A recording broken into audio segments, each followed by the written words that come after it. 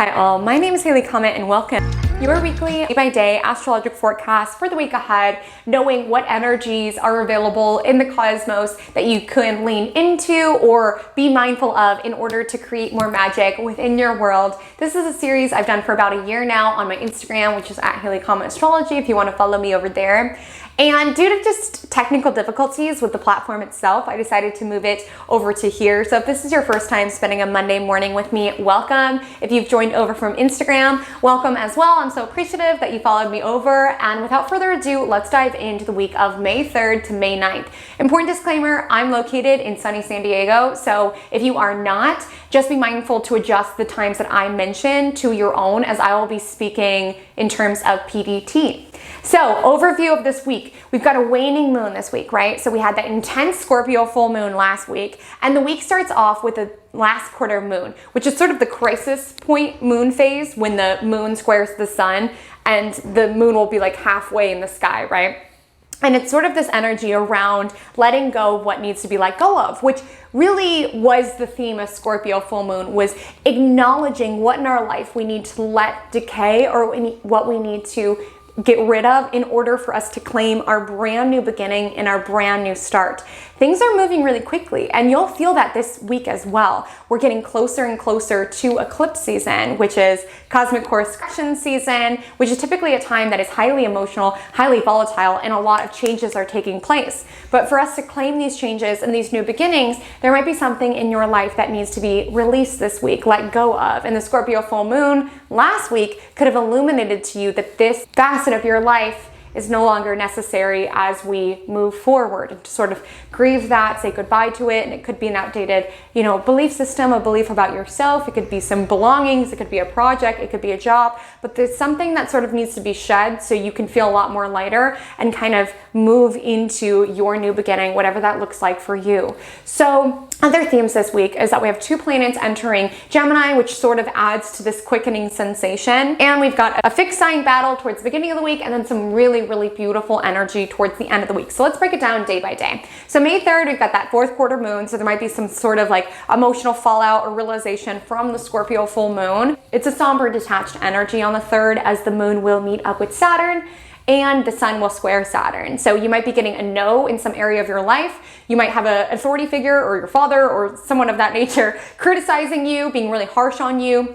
And since the moon is meeting up with Saturn, you might feel this really somber energy in regards to your own emotions, or even detached. Aquarius can be rather gifted at that, being able to like step outside of emotions, like poke them with a stick and be like, what is that? Don't like that at all. Keep yourself busy. There might be stuff, particularly in the morning time as the moon will square Uranus, that are unexpected. And then the rest of the day is just, get in gear, focus on putting out the fires that might have emerged and just work towards it. It can be a very productive day, but you likely won't be feeling the happiest about it. And then in the evening time, Mercury will enter Gemini. So Mercury is entering a sign that it rules Gemini. So communication, we're in the mood to chat. So expect your social media time to go up. You're going to be more likely to want to communicate, to want to socialize with people, more likely to want to scroll on social media, reply to everyone's stories as though they've personally sent that IG story to you. I do that all the time. But with Mercury and Gemini, we're in the mood to chat and we're in the mood to learn. And we can find that,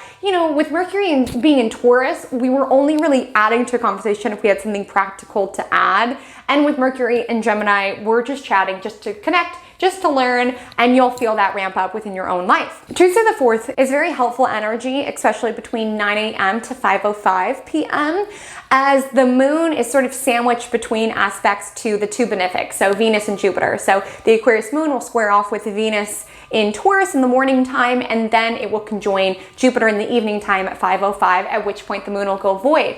And like I said at the beginning, it's a waning moon phase. So typically waning moon phases are best for sort of releasing, shedding, letting go of things, wrapping up projects. It's not really the time for launching, but let's say there's something you need to do this week. I would really recommend Tuesday, either between that chunk of time or Thursday. So if there's like a group presentation that you need to do, I would really recommend on Tuesday between 9 a.m. to 5:05, because moon's in Aquarius, which appeals to groups, right? And with the square to Venus, contributing more harmony. And then meeting up with Jupiter, things are likely to feel more optimistic, more big pictured. So definitely plan on that if possible. Just be mindful on excess. This is sort of energy where 1 donut can turn into 5 donuts, and meaning to just go to World Market to get a rug can turn into leaving World Market with a bar cart, 3 rugs, 2 bottles of wine, and a teacup. It's definitely a sort of energy where we're wanting to enjoy life, but we can go to excess, because when the moon's, getting closer to Jupiter, we feel like anything's possible and we deserve it and let's do it. So just something to be mindful of.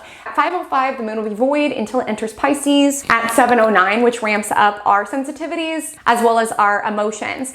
Definitely on Tuesday, if possible, get to bed early, as the Pisces moon will square off with Mercury in Gemini at 10:54 p.m. And this just feels like a recipe for disaster of like just scrolling social media and just going into this tunnel vision, because with Pisces moon, we're more sensitive, right? And we're also more wanting to like believe in a dream. And this aspect to me really feels like the energy where you're like to 2017 on some Instagram model's feed, and you're just comparing your life to theirs and you're feeling sort of bad about yourself. So get to bed early. It might be harder with Mercury and Gemini. Our thoughts are going to be going really fast. But with Pisces moon, we just might be a little bit more sensitive, a little bit more comparing our lives to others. And it's also going to be a really productive energy to have a conversation with people, because with Mercury and Gemini, we might be sharing too much. And with Pisces moon, we might be letting our own emotions infiltrate the facts and figures. So Tuesday, just get to bed early, okay? Wednesday the 5th is a really good day to dial into your intuition and pay attention to what projects and tasks you really feel intuitively drawn to go after, as the Pisces moon will trine Mars in Cancer at 9:07 a.m. And Mars in Cancer, it's not comfy there. It doesn't like being there. Mars is in detriment in Cancer, because Mars is about going after it, and Cancer is like, oh, but when I feel like it, I'll go after it, right? But a gift of Mars in Cancer is that it can be really good with like conserving our energy until we intuitively feel like it's a good fit. So on Wednesday, wait for that gut response. You know when you hear something and you're like, this sounds like a good thing, but I just don't want to, like my body just isn't drawn to doing it. Really pay attention on Wednesday to what you feel like, okay, I need to go talk to this person. I need to pitch this person. I need to reach out to this contact for commission. Pay attention to the intuitive hits you get and what you just feel drawn to work on Wednesday, because Pisces moon and the Mars in Cancer, it's both sort of tuning into what feels right and being sort of responsive to our environment. So if possible, Wednesday, in terms of your work schedule, to keep it open, pay attention to when muse strikes you or your intuition strikes you as well. And with the Pisces moon sextile Uranus and Taurus at 3:57 that day, you might find that you're a little bit more creative. The creative energy extends Thursday as well, as that Pisces moon will sextile the sun in Taurus. It conjoins Neptune and it sextiles Pluto. So this is really being able to take our visions and our dreams with the Pisces moon and turn them into something real. So to be mindful of when the moon meets up with Neptune is escapism. Just be mindful around drinking or anything that calls you to sort of like want to escape or withdraw from your own emotions. Like escape in healthy ways, escape in nature, escape in art, so on and so forth. And also just be mindful around the stimuli you're taking in. Pisces moon is more sensitive. So if you know that person is a drag and just going to complain about their boyfriend the entire time you guys are getting drinks, or if you know that this client makes you feel horrible about yourself, see if it's possible to not do it on Thursday, because this is sort of energy where our boundaries are sort of just crossed, and a great day to be disciplined around taking care of yourself. Another feature of Thursday, and because Venus moves slower than the moon, we'll likely feel this Wednesday, Thursday, and Friday, is we have the Venus in Taurus trining Pluto in Capricorn. And this is very, very grounded. This is very practical. And if you've been waiting to make a purchase, this would be a nice time for it. This week in general would be a great time to go through your home, some spring cleaning, and then reward yourself on Thursday with buying something that really not only is exquisite, because Venus in Taurus has very high standards, but also kind of celebrates the person you're transforming into with Pluto and Capricorn. And let me give you an example. Like, you really want to get more into makeup. Maybe this is the energy that you go through all your makeup and then you reward yourself by buying this really exquisite vanity that really celebrates this new hobby of yours. Something that really supports the person you're evolving into and sort of echoes in your physical environment what you are moving towards and the standards you have for your life with Pluto and Capricorn. So it's a very hardworking energy. We'll feel it Wednesday, Thursday, and Friday as well. Also really powerful for creativity and for love. It's very, very grounded, very sensual. Thursday would be my pick for date night. Make something beautiful, put on good music. With Venus in Taurus trining Pluto and Capricorn, it really ramps up our sensual, physical experience of the world. So, and with Pisces moon, we're in the mood to be taken away and sort of escape. So this could be a really, really dreamy, ethereal date night. Pay attention to all of your senses and really ramp it up. On the 7th, the moon enters Aries at 4:52, creating sort of a burst of energy out of the feels and the dream and the escapism of Pisces and into our Friday. And maybe like, you didn't get too much done Wednesday and Thursday because you're muse or following inspiration. And then on Friday, it's like you hit the ground running as that Aries moon will sextile Mercury and Gemini. We're in the mood to talk. We're in the mood to get things done. We're in the mood to jump in head first. Might be a little too passionate or a little too ramped up, as the Aries moon will square Mars in Cancer. They are a little helpful because these planets do have mutual reception in that Aries rules Mars and Cancer rules the moon. So they're kind of helping each other in that way. But this is sort of energy where we're overly tuned into our instincts on Friday, and it's just not the time to start the argument, start the fight, because it's just not going to go the way that you want it to. You're a little bit more sensitive and you're a little bit too reactive to really go there right now. So Friday's not the time to talk about it. So on Saturday the 8th, Venus, before it enters Gemini, which it will later in the day, it squares off to Jupiter before leaving the sign that it rules, Taurus.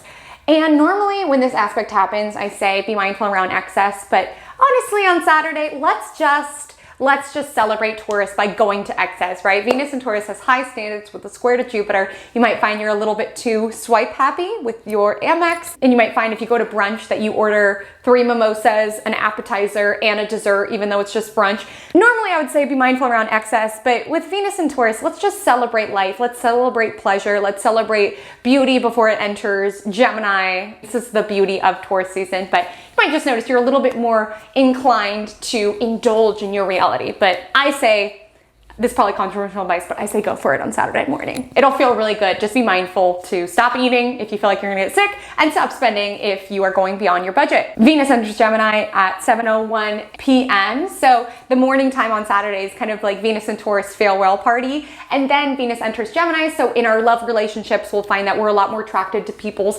minds. We're more likely to want to like flirt with a lot of different people, banter with a lot of different people, get very flirty and get very fun. Sunday the 9th is Mother's Day. The moon will square off with Pluto early in the morning, so just be mindful around power dynamics or trying to like force people to do a certain thing, or let your mom or someone else's mom celebrate how they want to, because with moon and Pluto we could be trying to control things or control situations. Then the moon will sextile Jupiter later in the day at 3:50 to be exact, which kind of harmonizes and makes things feel really good, and at which point the moon will be void until it enters Taurus at 4:46, just in time to have a delicious, luxurious meal. Friends, I hope you have the most beautiful week, and until we meet again, drink lots of water.